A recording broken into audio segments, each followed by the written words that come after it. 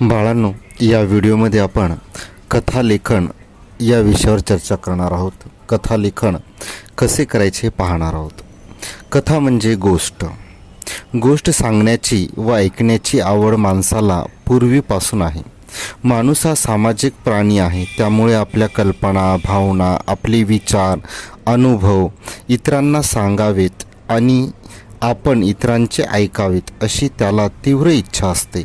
त्यातूनच कथा या लेखन प्रकाराचा जन्म झाला. या कथा लेखनाचा परिचय व्हावा, नव्या कल्पना, नवनिर्मिती, स्वभाषेत प्रकटीकरण ही कौशल्य विकसित व्हावीत या हेतूने या लेखन प्रकाराचा समावेश आपल्या अभ्यासक्रमात करण्यात आला.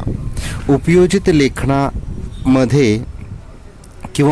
लेखन प्रकारामध्ये कथालेखन हा घटक विद्यार्थ्यांच्या सृजनशील लेखनाला वाव देणारा आहे. कल्पना, नवनिर्मिती, स्वभाषेत प्रकटीकरण हे या वयोगटाचे वैशिष्ट्यपूर्ण पैलू आहेत. कथालेखनाच्या योग्य सरावाने भावी कथालेखक घडू शकतात. मग कोणत्या प्रकारच्या कथा असतात, किती प्रकार असतात त्याच्यात तर पहा. शौर्यकथा, ऐतिहासिक कथा, विज्ञान कथा, रूपक कथा, बोधकथा, विनोदी कथा, सामाजिक कथा आणि पौराणिक कथा इत्यादी इत्यादी इत्यादी तसे प्रकार खूप आहेत या ठिकाणी. मग ही कथा लिहित असताना काही महत्त्वाचे घटक आहेत. जवळपास एक 10 घटक पडतात या ठिकाणी. सगळ्यात महत्त्वाचं आहे या कथेची प्रारंभ करत असताना त्याचं शीर्षक. आपण कोणती कथा लिहितोय त्याचं टायटल, त्याचं शीर्षक देणं अत्यंत आवश्यक आहे. अन्यथा ती कथा सुरू होत नाही, कथेला योग्य न्याय मिळत नाही. या ठिकाणी कथेला शीर्षक देणं हे अत्यंत आवश्यक. पहिलं घटक आहे त्याचं या ठिकाणी ते म्हणजे शीर्षक. नंबर 2 घटक आहे कथाबीज.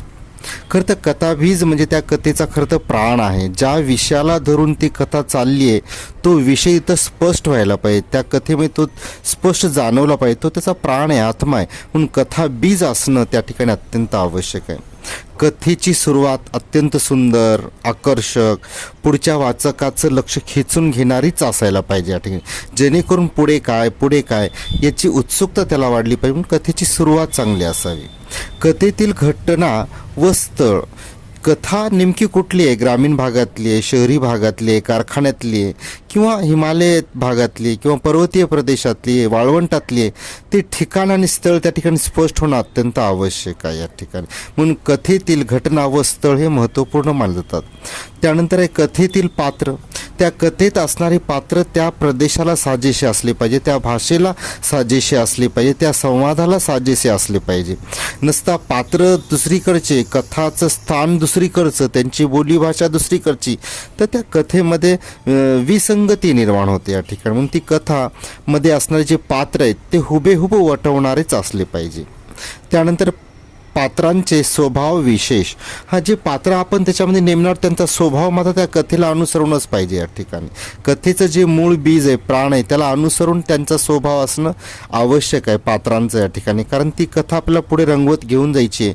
म्हणून ती पात्र त्याच प्रदेशातले, त्याच बोलीभाषेतले आहेत हे वाचकाला जाणवलं पाहिजे. त्यानंतर आहे पात्रामधील संवाद. या ठिकाणी जो संवाद होणार आहे, जो डायलॉग होणार आहे तो त्या बीजाला धरून, त्या प्राणाला धरून, त्या विषयाला धरूनच असायला पाहिजे या ठिकाणी. नसता मूळ कथेतला विषय वेगळा आणि संवाद दुसरेच कुणीकडे तरी चाललेत, तसं नाही चालणार या ठिकाणी. पुढचा विषयाला अनुसरून भाषा असायला पाहिजे. आणि हे मात्र खूप महत्त्वाचं आहे बाळांनो.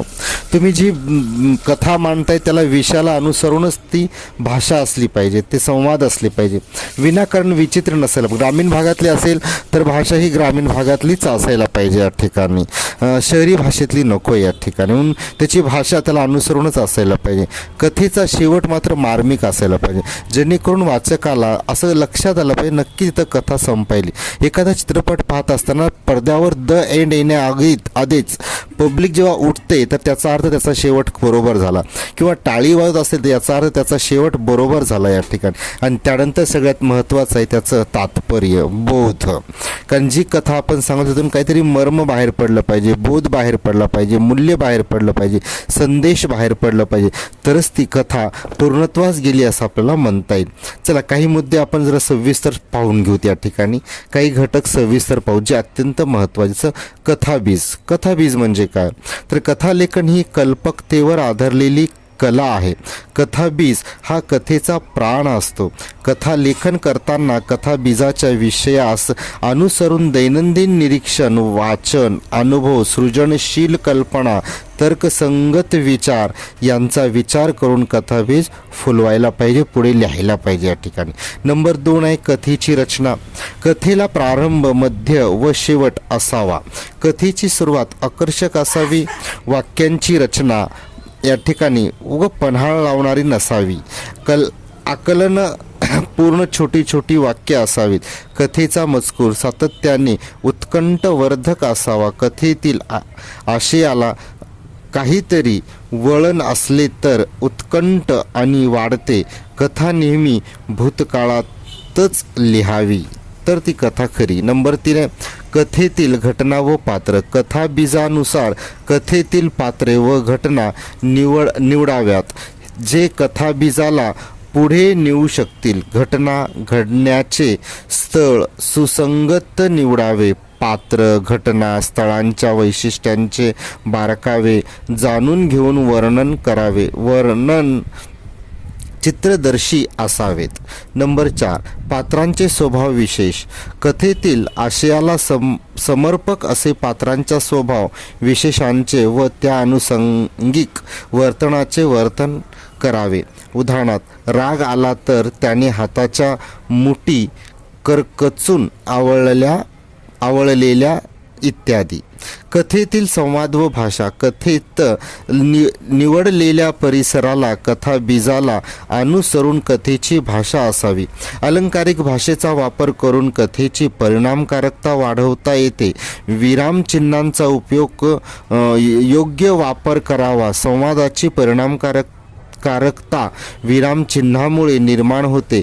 पात्रांच्या तोंडी पात्रांच्या वैशिष्ट्यांच्या गरजेनुसार ग्रामीण भाषा व बोलीभाषा यांचा वापर सहजतेने करायला हवा. कथेमध्ये वाक्प्रचार, म्हणी यांचा सुयोग्य वापर करावा. शेवटचा मुद्दा आहे शीर्षक तात्पर्य. संपूर्ण कथेचा आशय, कथेतील मूल्य, संदेश व्यक्त करणारे शीर्षक असावे. कथेतून मिळणारा संदेश, मूल्य किंवा कथेतील वैशिष्ट्यपूर्ण आशय प्रतिबिंबित करणारे तात्पर्य असावे. बाळांनो, ह्या मुद्द्यांना लक्षात घेऊन जर आपण कथा लिहायला बसलो तर नक्कीच आपली कथा खूप सुंदर होईल या ठिकाणी. कारण कथा लेखन पूर्णतः सृजनशील कल्पकतेवर अपेक्षित आहे. कथाबीज विस्तारांसाठी, अपूर्ण कथा पूर्ण करण्यासाठी वेगळा नाविन्यपूर्ण विचार किंवा कल्पना अपेक्षित आहे. म्हणून या ठिकाणी विद्यार्थ्यांनी स्वतःची सृजनशीलता, कल्पकता वापरून ती कथा लिहायची आहे, जेणेकरून त्या कथेला चांगले मार्क मिळतील या ठिकाणी. मग कथा ज्यावेळेस प्रश्नपत्रिकेत किंवा पुस्तिकेत विचारली जाते, किती प्रकारात येते, तर कधी कधी ती कथा बीजावरून कथा लेखन करावं लागतं. मुद्द्यांवरून सुद्धा कथा लेखन करावं लागतं.